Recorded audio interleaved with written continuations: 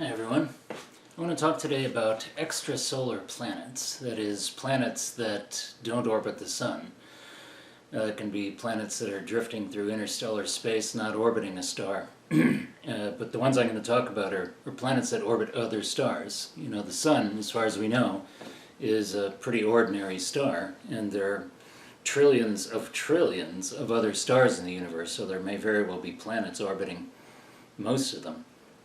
And a whole bunch of these have been discovered relatively near the Sun in the last 30 years.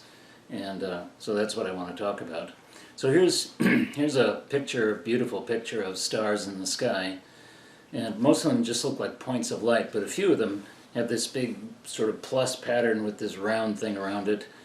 That's caused in the telescope that made this picture by a phenomenon called diffraction.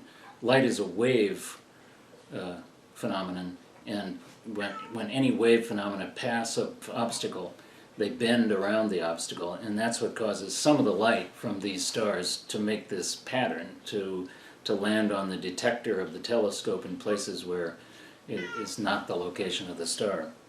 And although this makes a pretty pattern, it makes it difficult to study some details of stars, like whether or not there's planets orbiting. It's very hard to image planets orbiting these stars because the planet gets lost in this pattern that's a result of the wave nature of light.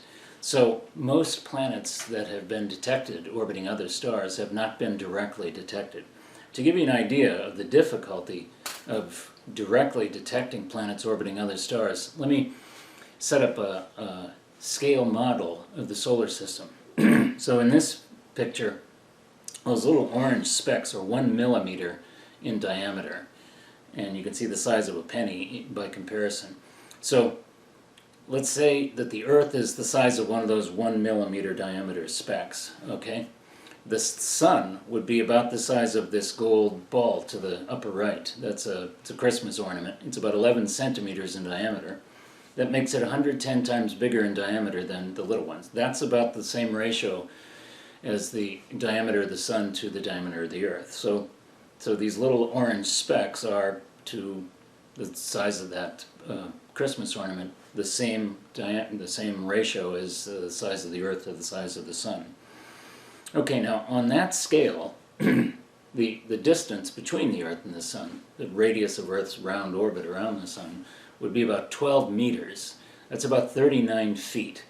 So imagine one of these little tiny specks 39 feet away from that Christmas ornament. That's a scale model of the size of the Earth's orbit. So you can already see that Earth is pretty tiny compared to the size of its orbit around the Sun.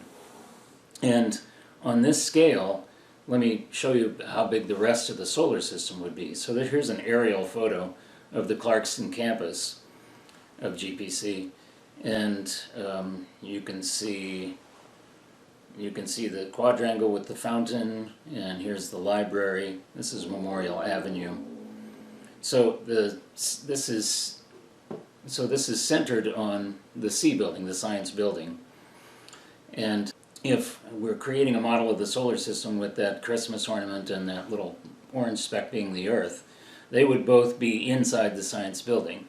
But that smallest yellow circle here is about 10 times the size of Earth's orbit.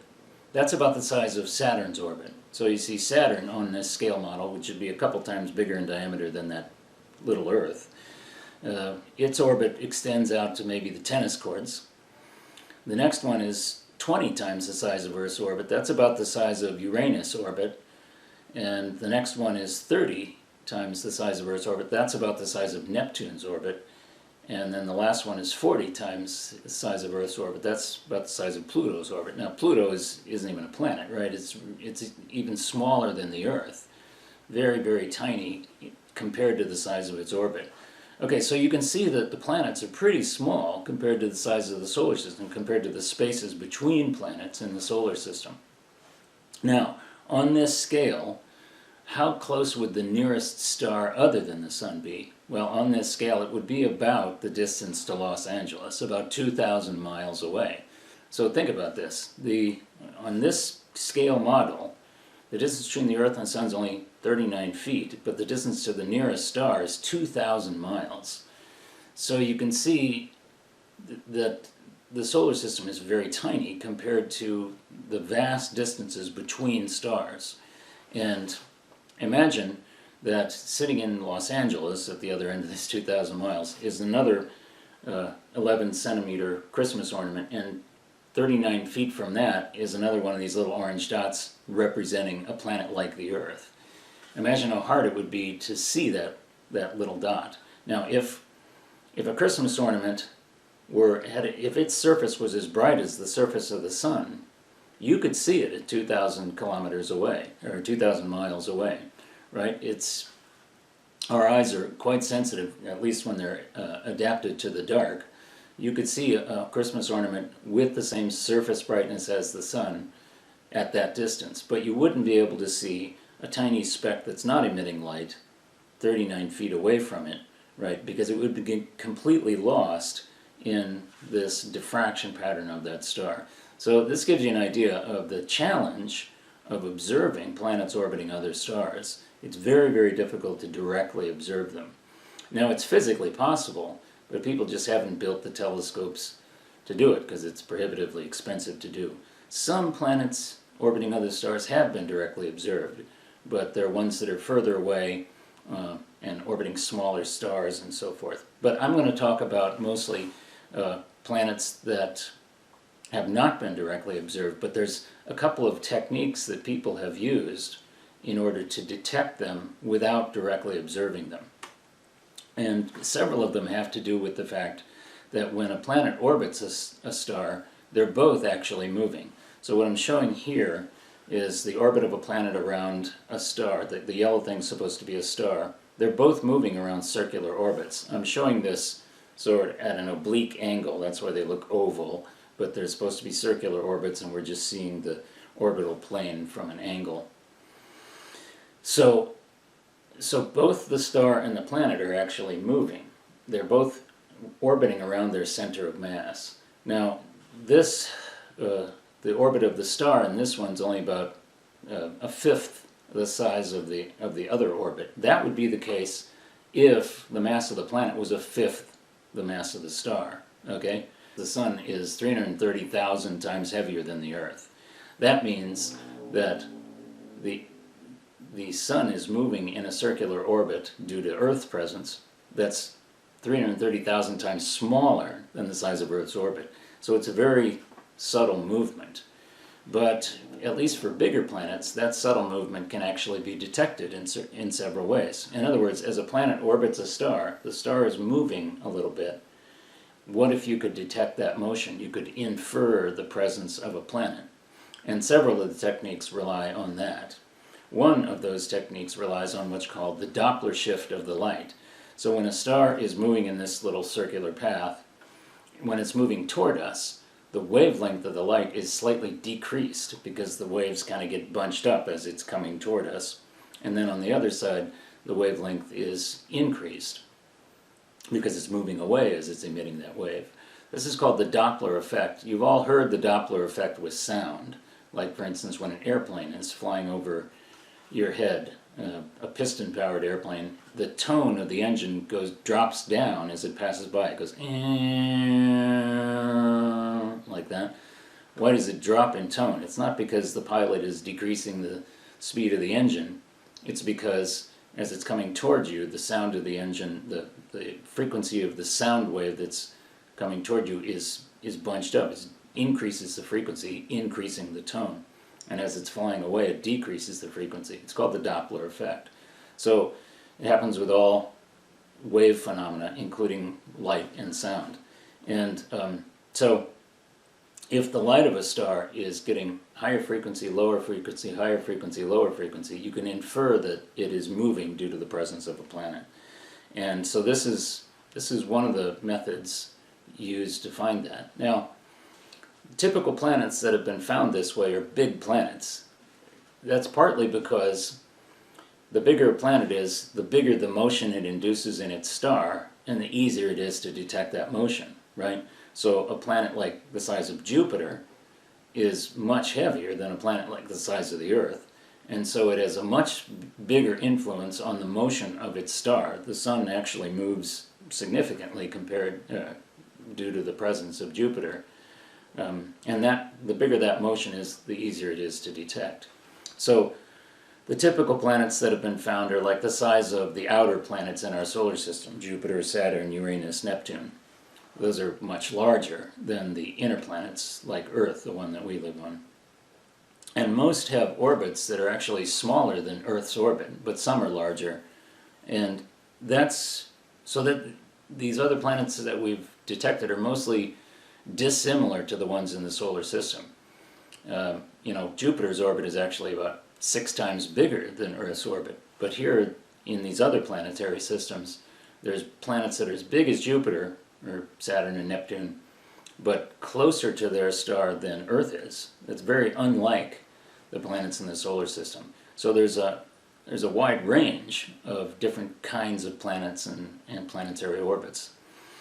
Now, the first ones that were detected were in these very small orbits. That's partly because it's easier to detect big planets in small orbits. The smaller the orbit, the more it makes the star move, the easier it is to detect that motion.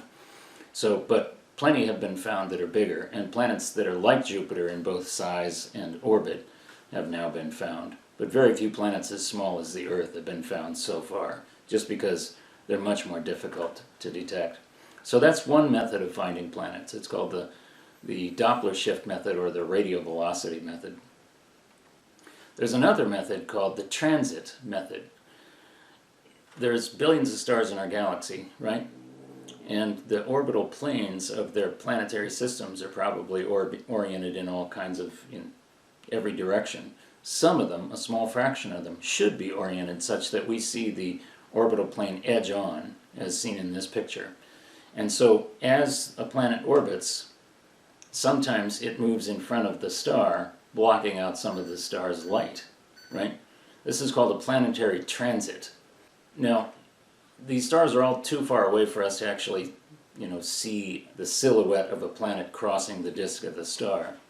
But if you monitor a bunch of stars for long enough, some of them are going to decrease in brightness momentarily and then back up as the planet transits across. So what you do is you look at hundreds of thousands of stars, and every once in a while one of them is going to decrease its brightness due to the fact that one of its planets is crossing in front of the disk of the star. And here's some data from one of these. So what this top graph represents is what's called the light curve of the star.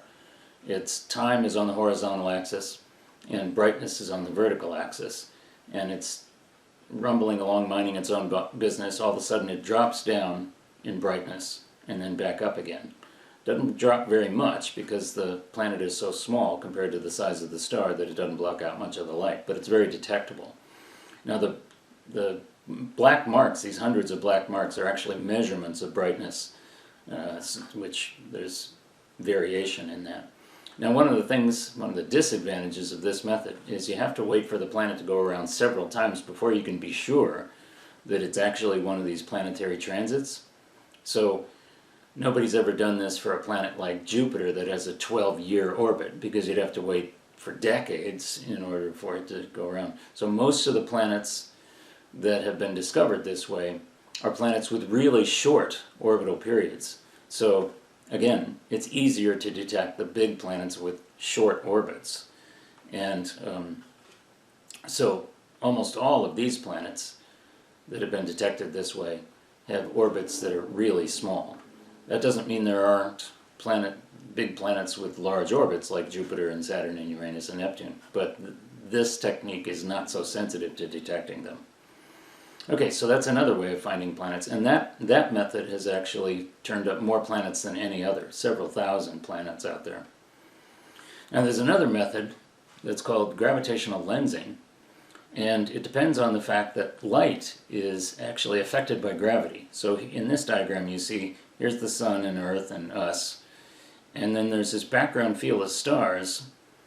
So what's shown here is some object that maybe isn't seen. It has randomly drifted between us and this star. The gravity of that object actually can affect the paths of the photons, the light coming from that background star, and it sort of focuses it like you can focus sunlight with a glass lens. So they call it gravitational lensing.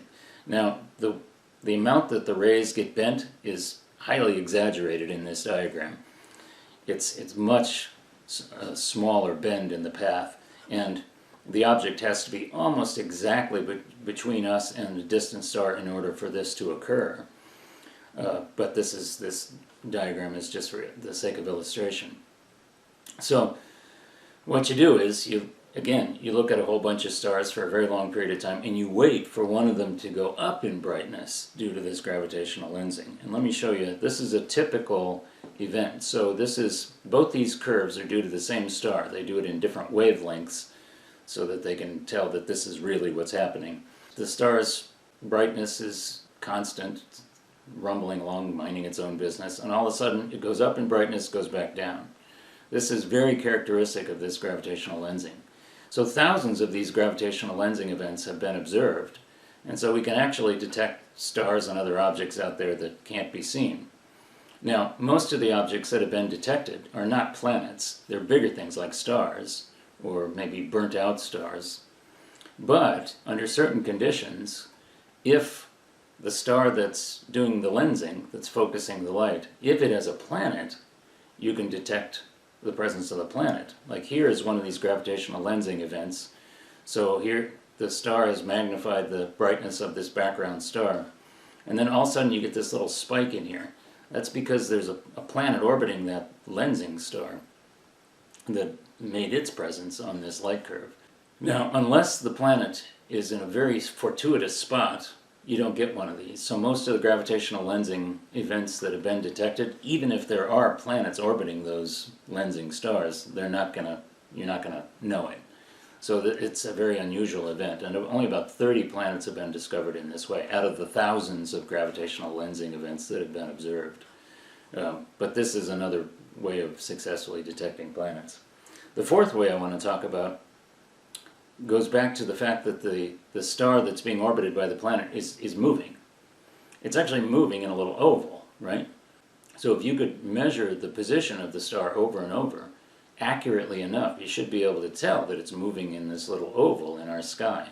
Now, the precision that you have to use to do that is beyond the precision of anything that people have done from the ground. But there is a satellite in space called the Gaia satellite. The European Space Association operates it. And its main purpose in life is to do just that, measure the positions of stars over and over and over extremely precisely. And there's many reasons to do this. You can learn lots about the stars in the galaxy by doing this. One is you can find some of them are tracing out these little ovals in the sky because of the fact that they're being orbited by planets. Now this has been in space for a number of years and it's collecting data, but they haven't collected enough data to have detected planets in this way yet. But they claim that once their data is all processed, they should turn up maybe a few tens of thousands of planets. So this is something for the future, but this will turn out more planets than any other method so far. So we do presently have methods of finding planets, but very few planets outside the solar system have been directly observed. The ultimate goal is to observe them in enough detail to find out some things about them. Like, for instance, if you could tell if a planet has an atmosphere with oxygen in it, that might be a sign that there's plant life there, right? Because the reason Earth's atmosphere has oxygen is because plants growing there. We haven't gotten to that point yet, but that's something for the future.